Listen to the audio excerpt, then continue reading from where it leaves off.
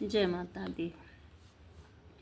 भक्तजनों, मैं अब आपको दुर्गा सप्तशती का तीसरा अध्याय सुनाने जा रही हूँ। सो आप ध्यान से सुनिए। उससे पहले आप वीडियो को लाइक, शेयर, कमेंट अवश्य कर दें। कमेंट बॉक्स में जय माता दी लिखें। जय माता दी।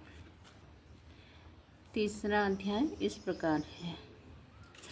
ऋषि बोले, असुर सेनापति चिक्षुर अपनी सेना का संहार होते हुए देख क्रोधित होकर जगदम्बिका से युद्ध करने के लिए गया।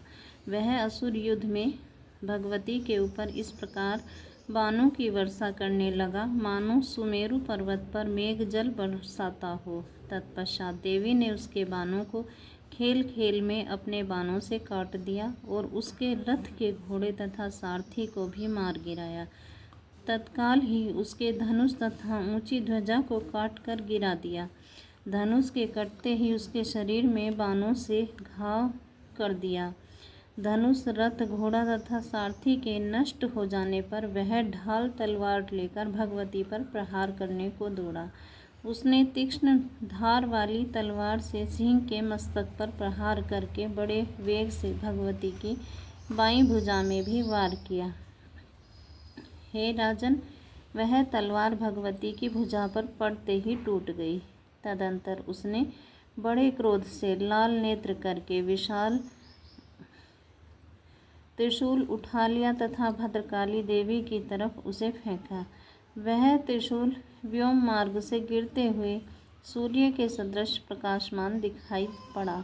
इस प्रकार उस त्रिशूल को अपनी ओर आते देख देवी ने अपना त्रिशूल छोड़ा और उस महादैत्य को भी मार गिराया। जब चिक्षुर असुर मारा गया तो देवताओं का शत्रु चामर हाथी पर बैठकर भगवती से युद्ध करने को उद्यत हुआ और उसने देवी के ऊपर शक्ति को फेंका, परंतु जगदम्बा ने उसे हुंकार से निष्प्रभ करके पृथ्वी पर फेंक दिया।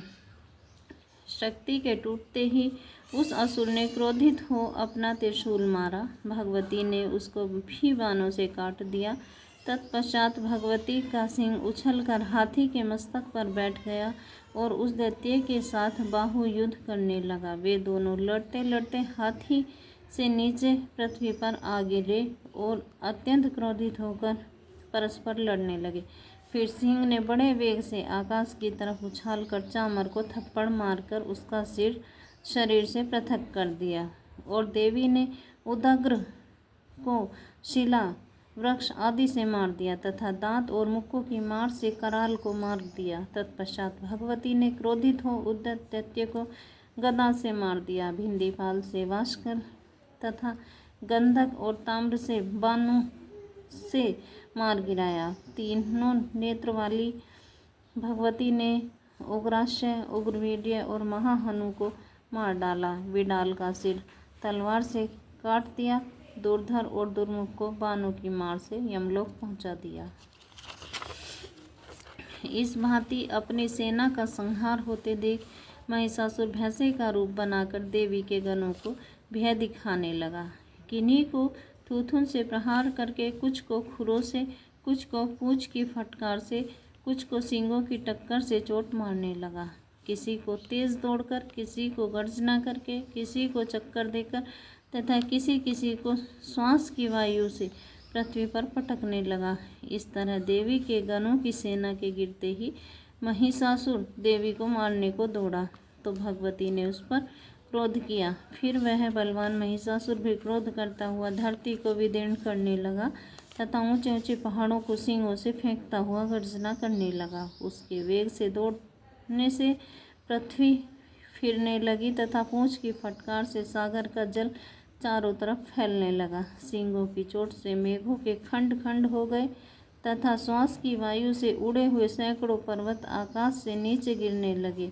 इस प्रकार क्रोधयुक्त उस महिषासुर को आते हुए देख चंडिका देवी ने उसको मारने के लिए क्रोध किया और भगवती ने पास को फेंका। वह असुर उस पास में बंध गया। पास में बंधते ही उसने अपना भैंसे का रूप त्याग दिया और सिंह का रूप धारण कर लिया। जैसे ही भगवती ने उसका सिर काटना चाहा, वैसे ही असुर तलवार लिए मनुष्य रूप में हो गया। तब भगवती ने बाणों की वर्षा करके ढाल तलवार सहित उसके मनुष्य रूप को काट दिया। तब वह हाथी के रूप में उत्पन्न हो गया और भगवती के सिंह को अपनी सूंड से खींच कर गर्जने लगा। भगवती ने तलवार से उसकी सूंड को काट दिया। तदंतर वह महिषासुर फिर भैंसे का रूप धारण कर त्रैलोक्य में सभी चराचर मात्र को पहले की तरह कष्ट देने लगा। तब तो चंडिका देवी क्रोधित हो सुरापान करने लगी और लाल नेत्र कर हंसने लगी। बलवीर के अहंकार के कारण वह महिषासुर भयंकर गर्जना करता हुआ सींगों से चंडिका देवी की ओर पहाड़ों को फेंकने लगा।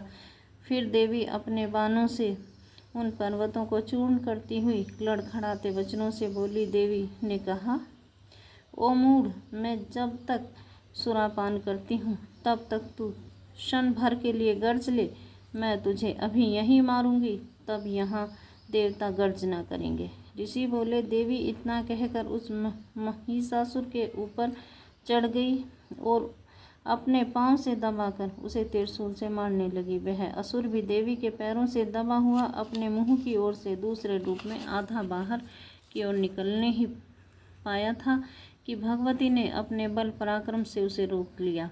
आधा निकला हुआ महादैत्य जब भगवती से युद्ध करने लगा तो देवी ने अपनी तलवार से उसका सिर काट डाला। तदंतर हाहाकार करती हुई दैत्यों की सेना भाग गई, जिसे देखकर समस्त देवगण बड़े प्रसन्न हुए और दिव्य महर्षियों के साथ सभी देवगण भगवती की प्रार्थना करने लगे और गंधर्वराज गाने लगे तथा अप्सराएं नृत्य करने लगी।